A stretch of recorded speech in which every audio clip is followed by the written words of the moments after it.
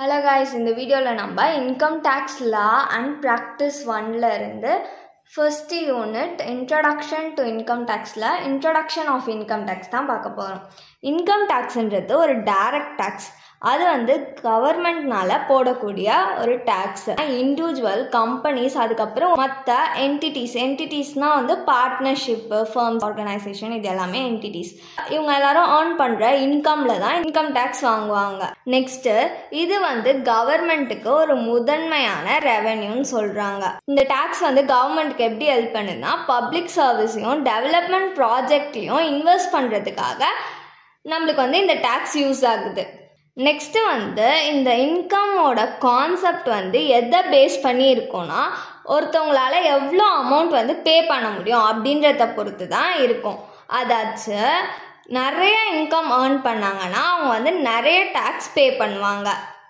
இப்போ இன்கம் டேக்ஸை எப்படி கால்குலேட் பண்ணுறாங்கன்னா ஒரு ஃபினான்ஷியல் இயர் அப்போது எவ்வளோ அவங்க இன்கம் ஏர்ன் பண்ணியிருக்காங்க அப்படின்றத பொறுத்து கால்குலேட் பண்ணி அதை ஆனுவலாக அதாச்சும் ஒரு வருஷமும் கலெக்ட் பண்ணுவாங்க. History of income tax ancient and medieval period. First ancient சிவிலைசேஷனில் டாக்ஸஸ் இன்கம் டேக்ஸ் போலேயே இருக்க டாக்ஸஸ்லாம் இருந்திருக்கு. எங்கன்னா இஜிப்டு, கிரீஸு, ரோம்லலாம் அங்கே என்ன பண்ணுவாங்க, ரூலர்ஸ் கலெக்ட் பண்ணுவாங்களாம். ஒன்று கிராப்ஸா அப்படி இல்லைன்னா மணியாக கலெக்ட் பண்ணுவாங்க. அவங்க கிட்ட இருக்க செல்வத்தை பொறுத்து அவங்க என்ன பண்ணுவாங்களாம், மணியும் கிராப்ஸையும் கலெக்ட் பண்ணுவாங்களாம் டாக்ஸாக. நெக்ஸ்ட்டு மெடிவல் டைம்ஸ் மொனார்ச்னால் என்னென்னா கிங்கு அப்படின்னா குயினு, எம்பரர்ஸ் அந்த நாட்டை ஆண்டுட்டு இருக்கவங்க தான் மொனார்ச்சும் ரூலர்ஸும் என்ன பண்ணுவாங்க, வெவ்வேறு டாக்ஸஸை லேண்ட் ஓனர்ஸ்க்கும் ட்ரேடர்ஸ்க்கும் விதிப்பாங்க, இம்போஸ் பண்ணுவாங்க. அவங்களுக்கு இதுலேருந்து கிடச்சிச்சுல அமௌண்ட்டு, அந்த அமௌண்ட்டை வார்ஸ்க்காகவும் அட்மினிஸ்ட்ரேஷன்ஸ்க்காகவும் யூஸ் பண்ணிப்பாங்களாம்.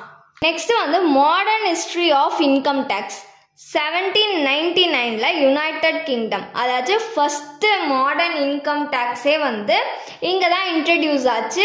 யாருனாலனா பிரிட்டிஷோட பிரைம் மினிஸ்டரான வில்லியம் பிட்னால இது இன்ட்ரடியூஸ் ஆச்சு. எதுக்காக இவர் காசை திரட்டினாருன்னா நெப்போலியனிக் வார்க்காக அவர் பணத்தை திரட்டுறாரு டாக்ஸ் போட்டு. இந்த டாக்ஸ் நிரந்தரமானது இல்லை, ஆனால் இது இன்கம் டாக்ஸுக்கு ஒரு அடித்தளமாக இருந்துச்சு மாடர்ன் டைம்ஸ்லன்னு சொல்கிறாங்க. நெக்ஸ்ட்டு 1862 யுனைடெட் ஸ்டேட்ஸ் அதாச்சும் அமெரிக்கன் சிவில் வார் 1861 இருந்து 1865 வரைக்கும் நடந்துச்சு. நார்தர்ன் ஸ்டேட்ஸ்க்கும் சதர்ன் ஸ்டேட்ஸ்க்கும். அப்போ என்ன பண்ணுறாங்க, யூஎஸ் இன்கம் டேக்ஸ்ன்றத இன்ட்ரடியூஸ் பண்ணுறாங்க. எதுக்காகனா வார் எஃபர்ட்ஸ்க்காக அவங்களுக்கு காசு தேவைப்படுச்சு, அதனால இந்த இன்கம் டேக்ஸ் இன்ட்ரடியூஸ் பண்ணுறாங்க. நெக்ஸ்ட்டு அதை என்ன பண்ணுறாங்க, அபாலிஷ் பண்ணிட்டு திரும்ப இன்ட்ரடியூஸ் பண்ணுறாங்க பர்மனெண்ட்டாக 1913. எப்போனா 16th அமெண்டமெண்ட்க்கு அப்புறமா. அதாவது 16th அமெண்டமெண்ட்னா என்னன்னா காங்கிரஸ்க்கு பவர் இருக்கு டாக்ஸை கலெக்ட் பண்ணுறதுக்கு. Next 1860 India. இன்கம் டேக்ஸ் இந்தியாவில் இன்ட்ரடியூஸ் பண்ணப்படுது. யாராலனா பிரிட்டிஷ் கலோனியல் கவர்மெண்ட். கலோனியல் கவர்மெண்ட்னா பிரிட்டிஷோட ரூலில் அதாச்சும் பிரிட்டிஷோட லா அதுக்கப்புறம் அவங்களோட பாலிசிஸ் எல்லாம் ஃபாலோ பண்ணிட்டு இருந்த காலகட்டத்தில் அதுதான் பிரிட்டிஷ் கலோனியல் கவர்மெண்ட் சொல்கிறோம். ஸோ அந்த காலகட்டத்தில் அப்படி இருக்கும் போது என்ன ஆகுதுன்னா இந்த இன்கம் டேக்ஸ்ன்றது இந்தியாவில் இன்ட்ரடியூஸ் ஆகுது. இதோட பர்பஸ் என்னன்னா ஃபினான்ஷியல் லாஸ் ஏற்பட்டிருக்கு, அதுலேருந்து மீண்டு வர்றதுக்காக தான் இந்த டேக்ஸ் போடுறாங்க.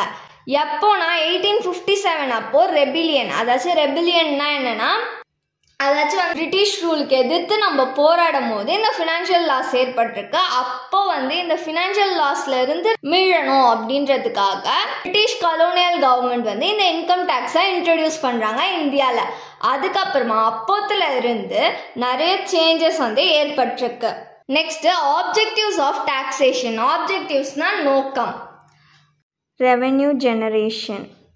டாக்ஸை கலெக்ட் பண்ணுறது மூலயமா தான் இவங்களுக்கு ஃபண்ட்ஸே கிடைக்கும் கவர்மெண்ட்டுக்கு. ஸோ இந்த ஃபண்ட்ஸை எப்படிலாம் யூஸ் பண்ணுறாங்கன்னா பப்ளிக் சர்வீஸ்க்காக யூஸ் பண்ணுறாங்க. அதாச்சும் எஜுகேஷனில், ஹெல்த் கேரில், இன்ஃப்ராஸ்ட்ரக்சர், டிஃபென்ஸு, வெல்ஃபேர் ஸ்கீம்ஸ்க்காகலாம் யூஸ் பண்ணுறாங்களா இந்த டாக்ஸ் அமௌண்ட்டை. Next economic development.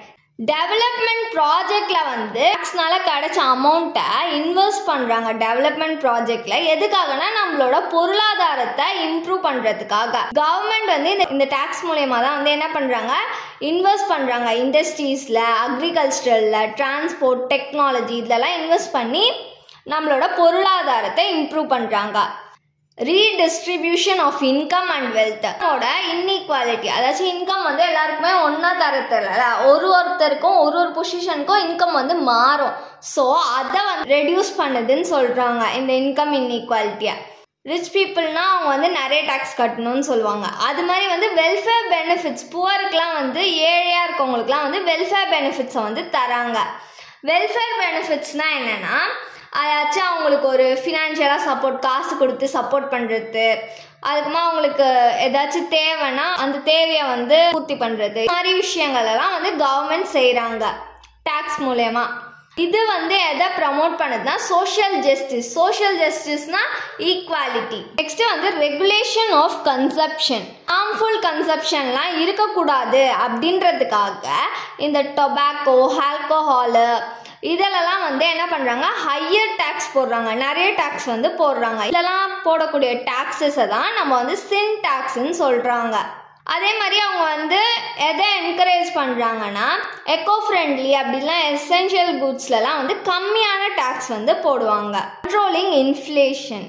Tax ரேட்ஸை adjust பண்ணுறது மூலயமா கவர்மெண்ட் வந்து இன்ஃப்ளேஷனை மேனேஜ் பண்ணுறாங்களாம். நம்ம ஒரு ப்ராடக்டை வாங்குறோம்னா அந்த எல்லா ப்ராடக்ட்லையுமே டேக்ஸ் இருக்கும். டேக்ஸ் வந்து எல்லாத்துலேயுமே அதிகமாக இருந்துச்சுன்னா நம்ம வந்து அந்த பொருளை திருப்பி வாங்க மாட்டோம். அது நம்ம செலவை எப்படி கம்மி பண்ணுறது, எப்படி வந்து நம்ம செலவு பண்ணாமல் இருக்கிறது அப்படின்னு தானே யோசிப்போம். ஸோ அதனால் வந்து என்ன பண்ணுறாங்க, ப்ராடக்ட்ஸ்லலாம் அதிகமாக டேக்ஸ் வந்து போடுறாங்க. ஸோ இது வந்து என்ன பண்ணுது, ப்ரைஸ் வந்து ரைஸ் ஆகுறத கண்ட்ரோல் பண்ணுது.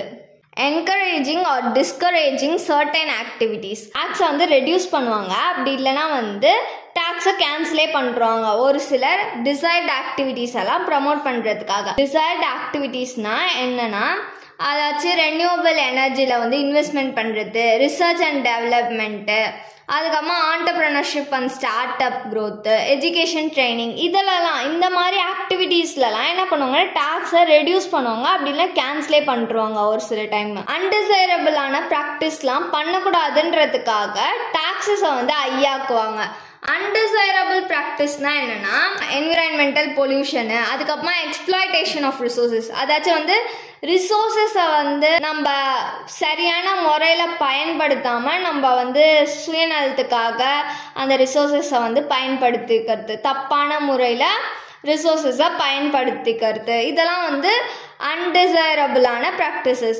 ஸோ இதுக்கெலாம் ஹையர் டாக்ஸஸ் வந்து இம்போஸ் பண்ணுறாங்க. Next achieving social and economic goals. Government பாலிசிஸ்க்காக டேக்ஸ் வந்து யூஸ் பண்ணப்படுது. கவர்மெண்ட் பாலிசியோட நோக்கம் என்னவா இருக்கும்னா ஃபுல் எம்ப்ளாய்மெண்ட், அதாச்சும் வந்து எல்லாருமே ஏர்ன் பண்ணணும் அப்படின்றது தான். நெக்ஸ்ட் வந்து balanced regional development. Balanced regional டெவலப்மெண்ட்னா எல்லா ரீஜியன்லையுமே ரிசோர்ஸஸை ஈக்குவலாக அலோகேட் பண்ணுறதுனால அங்கே வந்து க்ரோத் அண்ட் டெவலப்மெண்ட் இருக்கும். ஸோ எல்லா ரீஜியன்லையுமே நம்ம வந்து ஈக்குவலாக ரிசோர்ஸஸை அலோகேட் பண்ணணும். ரீஜனல் ஈக்குவாலிட்டின்றது தான் balance regional development. Next reducing poverty, அதாச்சும் வறுமையை வந்து கம்மி பண்ணணுன்றாங்க. இதெல்லாம் தான் வந்து objectives of taxation. Thanks for வாட்சிங்.